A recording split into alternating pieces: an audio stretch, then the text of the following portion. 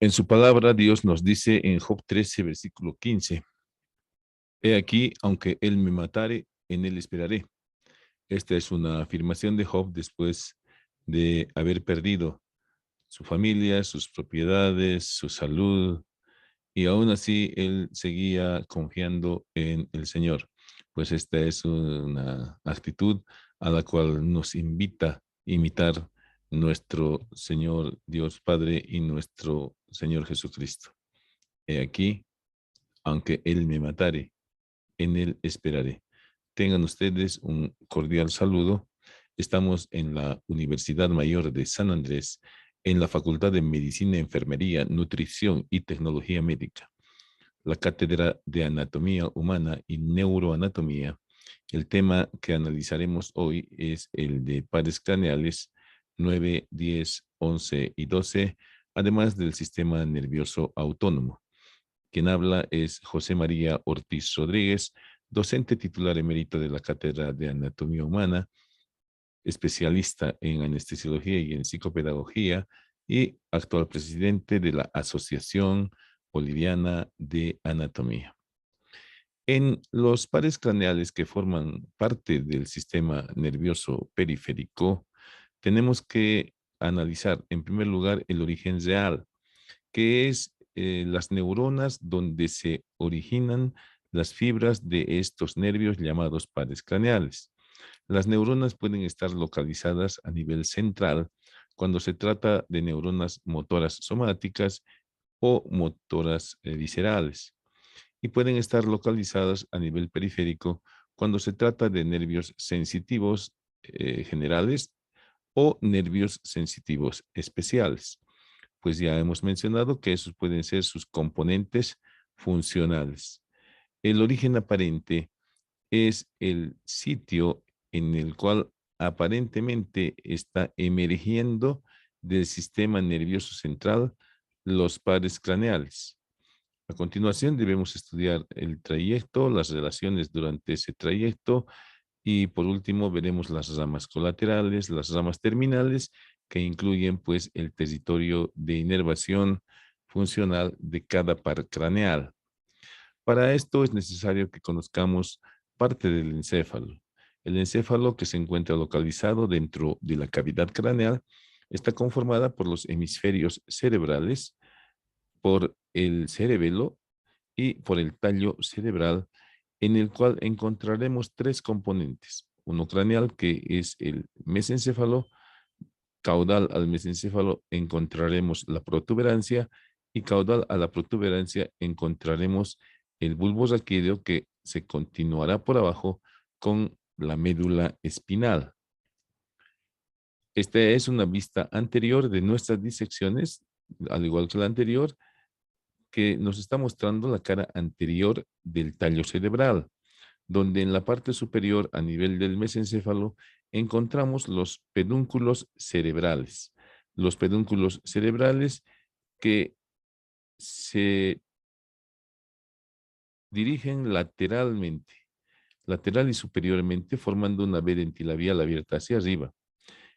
Este espacio en forma de vena dentilabial abierta hacia arriba está completada por arriba por los nervios correspondientes a las cintillas ópticas, determinando el rombo eh, optopeduncular. Este rombo optopeduncular contiene a estos que son los cuerpos mamilares, al infundíbulo y al espacio perforado posterior. Inmediatamente por debajo de estos pedúnculos cerebrales del mesencéfalo encontraremos a esta eminencia, que es la protuberancia o puente. La protuberancia o puente, que es un segmento abombado de la cara anterior del tallo cerebral, donde encontraremos el surco de la arteria basilar y lateralmente las eminencias piramidales. Inmediatamente por debajo de la protuberancia encontraremos la cara anterior del bulbo, donde encontraremos un surco ventromedial o interpiramidal que está separando estos dos fascículos piramidales, y lateralmente encontraremos estas eminencias denominadas olivas vulvares. Donde encontramos prominencias o eminencias en el sistema nervioso central, significa que en profundidad existen fascículos nerviosos o cuerpos neuronales. En el caso de las pirámides, son fascículos nerviosos que vienen desde la corteza cerebral, y en el caso de las olivas vulvares, en profundidad existen acúmulos neuronales que van a formar el núcleo llamado olivar. Entre el bulbo raquídeo y la protuberancia se forma este surco llamado surco bulbo protuberancial o bulbo pontino, porque esto también es el puente. Entre el puente y los pedúnculos cerebrales se forma el surco ponto peduncular. Estas estructuras son muy importantes de acordarnos, puesto que a ese nivel es donde se originan aparentemente los pares craneales. Esta es una vista lateral del tallo cerebral, donde vemos en primer lugar el mesencéfalo, por delante formado por los pedúnculos cerebrales y por detrás por la lámina cuadrigémina. Vemos a la protuberancia, que nos muestra en esta visión lateral los pedúnculos cerebelosos medios, y vemos al bulbo raquídeo, donde encontramos hacia adelante las pirámides vulvares y en la cara lateral esta eminencia más o menos ovalada que es la oliva vulvar. Y detrás y por arriba de la oliva vulvar se encuentra esta depresión que es denominada fosita lateral. En esta otra imagen estamos viendo la protuberancia, el bulbo, el surco bulbo protuberancial, y precisamente nos está mostrando esta imagen, esta disección, la emergencia u origen aparente de varios pares craneales. En el surco bulbo protuberancial, por arriba de las pirámides vulvares, se encuentra el origen aparente del sexto par craneal. Por arriba de la oliva vulvar se encuentra el origen aparente del séptimo par craneal. Y por arriba de la fosita lateral se encuentra el origen aparente del octavo par craneal, que ya los hemos ido viendo sucesivamente. Esta estructura que estamos viendo abombada es la oliva vulvar, y en esta imagen se pueden observar algunas fibras nerviosas que se están desprendiendo de el límite posterior de la oliva vulvar. Este límite posterior de la oliva vulvar se denomina surco retroolivar, y precisamente en este surco retroolivar cranealmente se encuentra la salida del glosofaringeo, el origen aparente del glosofaringeo. Inmediatamente por debajo se encuentra una serie de fibrillas que son el origen aparente del nervio vago o décimo par craneal, e inmediatamente por abajo una serie de fibrillas que se continúan con otras fibras que salen desde la médula espinal, que constituyen el origen aparente del nervio espinal o décimo primer par craneal. Y por último, en este surco que está por delante de la oliva vulvar, veremos la emergencia del décimo segundo par craneal o hipogloso mayor. Este surco que está por delante, pues vendrá a denominarse surco preolivar. Ahí vemos una visión oblicua donde vemos nuevamente la oliva vulvar. Ahí está la oliva vulvar, el surco retroolivar. Ahí está el surco retroolivar, donde hemos mencionado que cranealmente tiene su origen aparente el nervio glosofaríngeo. Debajo de este, las fibrillas correspondientes al origen aparente del vago, y caudalmente las fibrillas correspondientes al origen aparente de la porción vulvar y de la porción espinal del nervio accesorio o décimo primer par craneal. En el surco preolivar encontramos las fibrillas que están dando origen aparente al décimo segundo par craneal o nervio hipogloso mayor. También es interesante e importante fijarnos en la cara posterior del tallo cerebral, donde encontraremos a nivel del mesencéfalo la lámina cuadrigémina. Se denomina así porque presenta 4 tubérculos denominados cuadrigéminos, separados por un surco llamado crucial. La rama superior del surco crucial es un poco más ancha y se denomina lecho pineal porque ahí se aloja la glándula pineal. La rama inferior está dando inserción a un repliegue del sistema nervioso denominado frenillo de la válvula de Busens, que es esta o velo medular superior. Lateralmente, estos tubérculos cuadrigéminos se continúan por medio de estos brazos conjuntivales que se dirigen hacia el tálamo óptico, hacia el pulvinar. Inmediatamente por debajo del mesencéfalo representado con la lámina cuadrigémina, encontramos a la protuberancia y al bulbo, que están formando esta estructura en forma de rombo, que es el piso del cuarto ventrículo o fosa romboidal, donde encontramos un surco medio posterior, encontramos un límite entre un triángulo superior y un triángulo inferior, determinado por estas salientes denominadas estrellas acústicas. En el triángulo superior vamos a encontrar a los lados de la línea media unas eminencias redondeadas, las eminencias teres, y hacia arriba los funículos teres. En el triángulo inferior vamos a encontrar a los lados del surco medio posterior unas superficies triangulares de un color blanquecino, por lo cual se denominan ala blanca interna. Esta ala blanca interna en profundidad corresponde al núcleo motor del hipogloso. Lateralmente a la ala blanca interna encontraremos el ala gris. El ala gris en profundidad corresponde al núcleo dorsal del vago, y más lateralmente encontraremos el ala blanca externa que corresponde al área vestibular.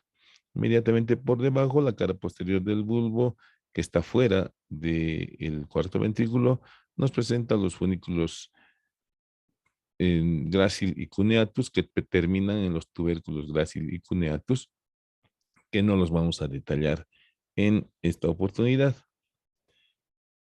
Vamos a ver en primer lugar el noveno par craneal o glosofaríngeo. Este noveno par craneal o glosofaríngeo tiene componentes sensitivos general, sensitivo visceral, sensorial o sensitivo especial, que corresponde al gusto. Tiene componentes motores para los músculos algunos músculos de la faringe, y tiene un componente motor visceral que va a dar la inervación secretora parasimpática a la glándula parótida. La porción sensitiva visceral, pues, está destinada al seno carotídeo y al glomo carotídeo. La sensibilidad general está dada para el tercio posterior de la mucosa lingual, para la faringe, para una parte del conducto auditivo externo, para la caja del tímpano, para las cavidades mastoideas, para la amígdala y para el velo del paladar. Entonces tiene un amplio territorio de distribución sensitiva general, o sea, termoalgésica, el nervio glosofaríngeo. Vamos a ver entonces en primer lugar el origen real sensitivo. Este origen real sensitivo general termoalgésico del nervio glosofaríngeo se encuentra en un ganglio periférico, en el ganglio del glosofaríngeo inferior, ganglio inferior. En este ganglio inferior encontraremos neuronas monopolares con una prolongación en T, una prolongación periférica, que es la que va a percibir las sensaciones termoalgésicas, y una prolongación central, que en este caso termina en la parte inferior de este largo núcleo sensitivo que corresponde al trigémino. De aquí las fibras irán hacia el tálamo por el lemnisco medial y terminarán por el lemnisco lateral, perdón, y terminarán en el núcleo ventral posteromedial del tálamo óptico, y de ahí a las áreas sensitivas de la corteza cerebral 3, 1 y 2, puesto que esta sensibilidad general la percibimos conscientemente, por eso es que llega hasta la corteza cerebral. La sensibilidad visceral también tiene su origen real en el ganglio inferior, del mismo modo con neuronas monopolares con una prolongación en T. La prolongación periférica tiene un destino específico a través del nervio glosofaríngeo y sus ramas carotídeas, las ramas carotídeas que van al seno carotídeo y al glomo carotídeo. Estas fibras centrales de este componente visceral del ganglio o del nervio glosofaríngeo ingresan al tallo cerebral por el surco bulbo, por el surco retroolivar, y se dirigen hasta la parte inferior de este núcleo llamado núcleo del haz solitario. Esta parte inferior del núcleo del haz solitario pues corresponde a la sensibilidad visceral. La parte superior corresponde a la sensibilidad gustativa. De este núcleo de la solitario, las fibras ascienden hasta el hipotálamo, haciendo conexión con la sustancia reticular activante, y del hipotálamo descienden las fibras nuevamente por la vía del sistema reticular y los fascículos reticuloespinales para dar respuesta a las regulaciones de la presión y de la disminución o aumento del oxígeno en la sangre. El origen real sensorial, que corresponde a la sensibilidad especial gustativa, se encuentra en el ganglio superior del glosofaringio. Eso quiere decir que tiene dos ganglios, un ganglio inferior y este que es el ganglio superior, que es específicamente para la sensibilidad especial gustativa. La fibra periférica se dirige al tercio posterior de la lengua y las fibras centrales van a hacer sinapsis con la parte superior de este núcleo, que es el núcleo de la solitario, y esta parte superior del núcleo de la solitario se denomina núcleo gustativo. En esta parte también terminan las fibras gustativas del décimo par craneal y del séptimo par craneal para luego ascender hasta la corteza cerebral. Otro componente del origen real del nervio glosofaringeo es el componente motor. El componente motor que se origina en el núcleo ambiguo. El núcleo ambiguo tiene tres partes: una parte superior para el noveno par craneal, una parte media para el décimo par craneal y una parte inferior para el décimo primer par craneal. Este es un componente motor somático. Branquial porque va a ir a inervar a musculatura de los arcos branquiales. Y por último, tenemos el origen real motor visceral. Este núcleo motor visceral se encuentra en la parte superior del bulbo y es el núcleo salival inferior. También se dirige al surco redsolivar, sale del surco redsolivar y por el nervio facial va a llegar al ganglio óptico, y a partir del ganglio óptico se distribuirá en la glándula parótida para darle la inervación secretora. Entonces, en conclusión, diremos que el origen real del nervio glosofaríngeo tiene un componente sensitivo general en el ganglio inferior, un componente sensitivo visceral, que también su origen real es el ganglio inferior, un componente sensorial o visceral especial gustativo, que su origen real es en el ganglio superior, un núcleo motor somático en el núcleo ambiguo y un núcleo motor visceral, que es el núcleo salival superior, vienen a constituir los orígenes reales del nervio glosofaríngeo. El origen aparente es en la parte superior del surco retroolivar. Aquí tenemos en este esquema del néter claramente identificado al nervio glosofaríngeo con su origen aparente, con varias fibrillas que se reúnen en un solo nervio, y caudal a este se encuentra como relación el nervio vago. En el preolivar, el nervio hipogloso mayor. Y en esta imagen real, que es una toma posterior, vemos la oliva vulvar. Aquella es la oliva vulvar. Esta es la cara posterior del bulbo. Aquí está la parte inferior del piso del cuarto ventrículo. El óbex o cerrojo nos está mostrando esta flechita. Ahí están los funículos grácil y cuneatus. Ahí está la cara lateral del bulbo, la oliva vulvar. Y ahí vemos el surco retroolivar. Y en el surco retroolivar estamos viendo las fibrillas de origen de el noveno par craneal, ¿sí? Estamos viendo las fibrillas de origen del décimo par craneal y estamos viendo las fibrillas de origen del décimo primer par craneal. Entonces vean ustedes el noveno par craneal, que se dirige al foramen yugular, el décimo lo propio y el décimo primero lo propio. Los tres emergen por el foramen yugular, pero vean el detalle en esta imagen que la salida del glosofaringio está separada de la salida del nervio vago por este repliegue de las meninges, que viene a constituir un ligamento llamado ligamento yugular. Una vez Aquí está el nervio glosofaríngeo que ha egresado este nervio del sistema nervioso central en su origen aparente, pues se dirige al foramen yugular, ¿ya? En el espesor del tejido subaracnoideo.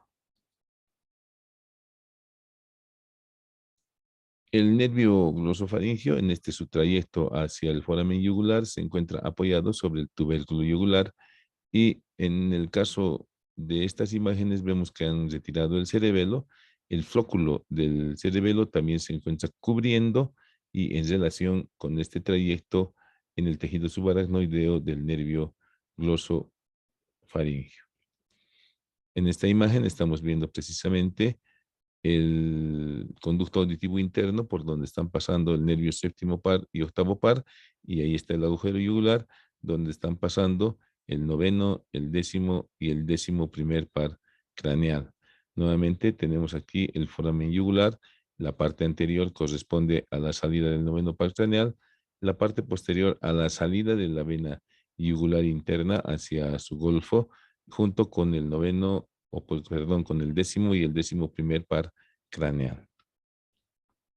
Precisamente este es un esquema del foramen yugular donde encontramos que por delante de este ligamento yugular, se encuentra el noveno par craneal.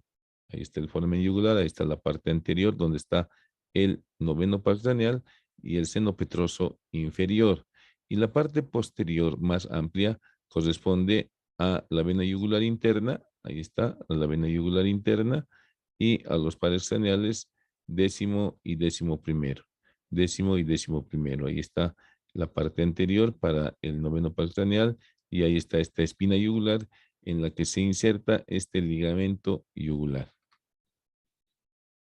Ahí vemos por delante el foramen yugular y aquí vemos nuevamente el ligamento yugular.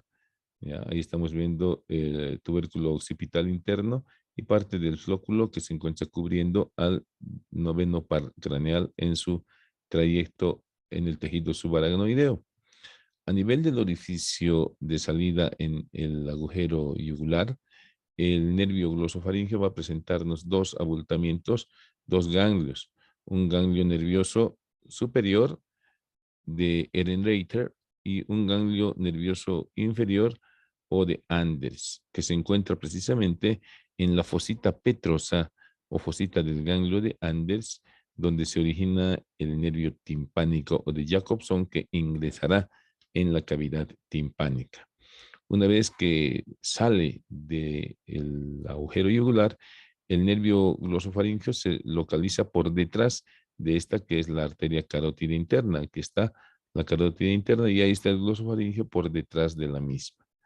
Cubierto por los músculos del diafragma estilio, ¿no? Aquí estamos viendo al músculo estilogloso, aquí estamos viendo al músculo estiloioideo y aquí estamos viendo al músculo estilofaríngeo y esta es la apófisis estiloides.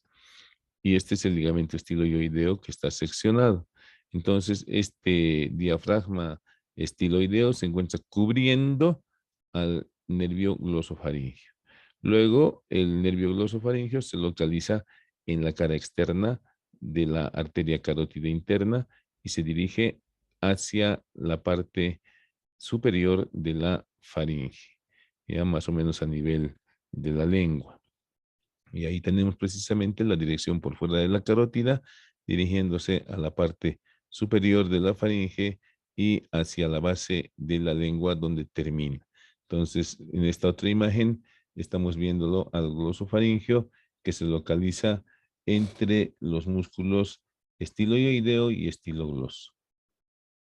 Para su ubicación anatómica, pues tenemos que encontrar el pilar anterior o palatogloso y debajo de ese pilar palatogloso, ahí está el pilar palatogloso, encontraremos al nervio glosofaríngeo.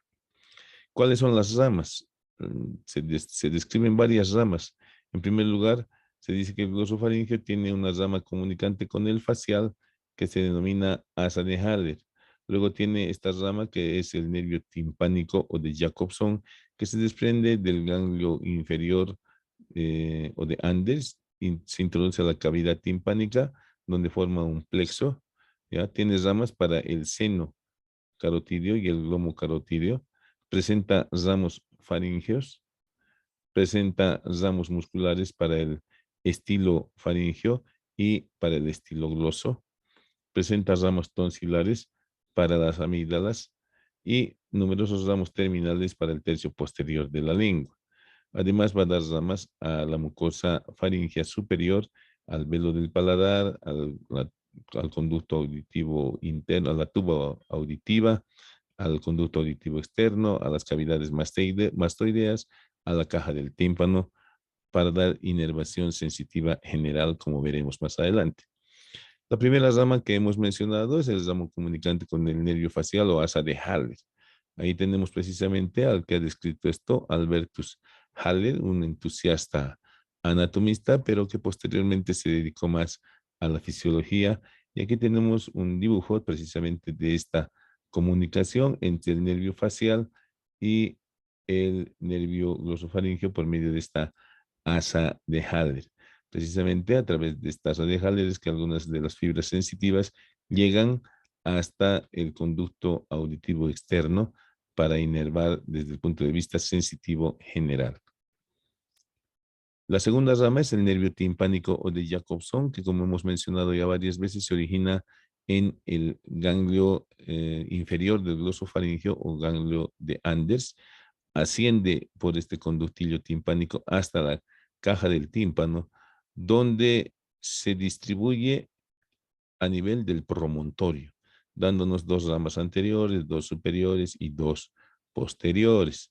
Las ramas posteriores pues van a dar inervación a la mucosa de la caja del tímpano que está a nivel de las ventanas oval y redonda.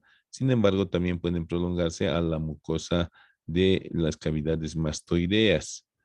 ¿Ya? Y luego va a presentarnos ramas anteriores que se dirigen al conducto faringotimpánico, dando inervación sensitiva. Y también da una rama anterior que se dirige hacia la carótida interna, atravesando la pared anterior de la caja del tímpano para dar inervación también de tipo sensitivo general a la carótida interna. Ramas superiores, el nervio petroso superficial mayor, que se une al nervio facial para juntos ir hasta el ganglio pterigopalatino y distribuirse en las fosas nasales y en la glándula lagrimal. El nervio petroso menor, que lo vamos a ver más adelante, aquí está precisamente el nervio petroso menor. En esta imagen estamos viendo el promontorio, estamos viendo cómo del ganglio inferior está saliendo esta rama, el nervio timpánico de Jacobson, que se dirige por este conducto excavado en el temporal hasta la caja del tímpano, ingresa por este orificio en el piso de la caja del tímpano hasta el promontorio donde se forma este plexo con ramas del nervio timpánico de Jacobson. Como ya hemos mencionado, inerva la mucosa de la caja del tímpano a nivel de la ventana oval, de la ventana redonda, del conducto faringotimpánico y además las cavidades mastoideas.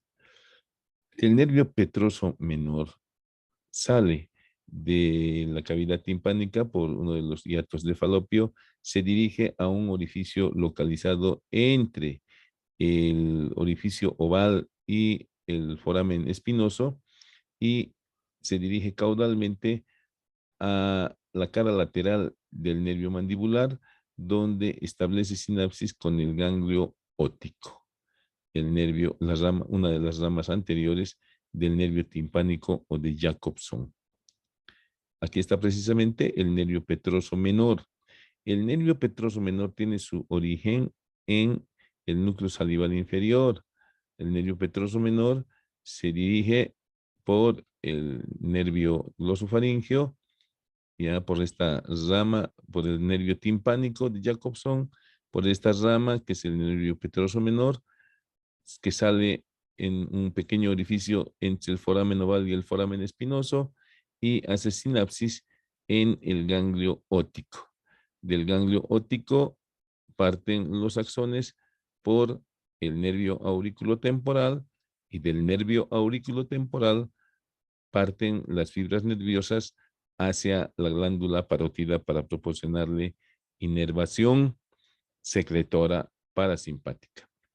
Los ramos del seno carotidio, ahí están precisamente las ramas que se dirigen hacia el seno carotidio y hacia el glomo carotidio. Estas corresponden a la sensibilidad visceral. Estas fibras son aferentes, se dirigen por medio del ganglio inferior hasta este que es el núcleo de las solitario.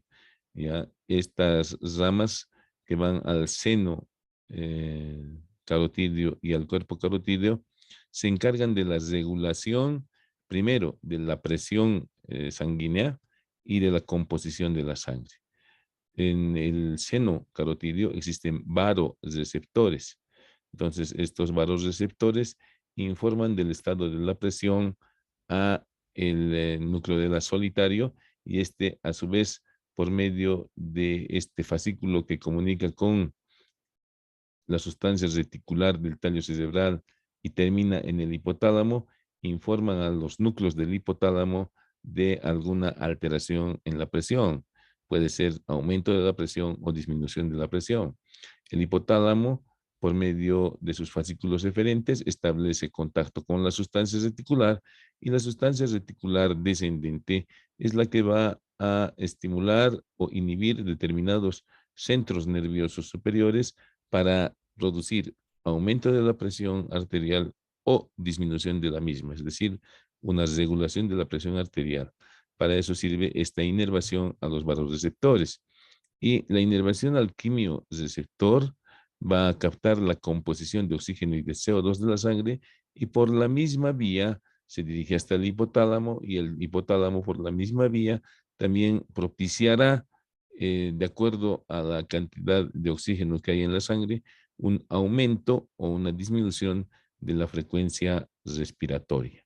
Entonces, esa es la función de los ramos del seno carotidio y del cuerpo carotidio. Aquí estamos viendo a las otras ramas del nervio glosofaríngeo, que son las ramas faríngeas. Ahí estamos viendo las ramas tonsilares y sus ramas terminales, que son las linguales.